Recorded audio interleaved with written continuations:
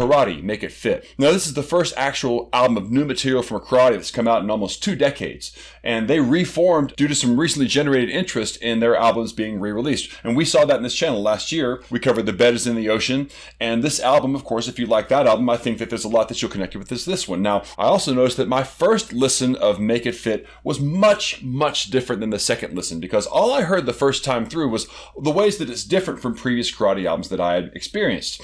This is a lot tighter, I think, in composition than the Karate stuff that I'm familiar with, both The Bed is in the Ocean and Some Boots. Both of those are some really great albums, and those albums sort of define what Karate as a band was for me. And that's sort of this loose, jammy kind of post-punk where the band sort of meanders off into these jazz excursions, and they bring it back in to have songs.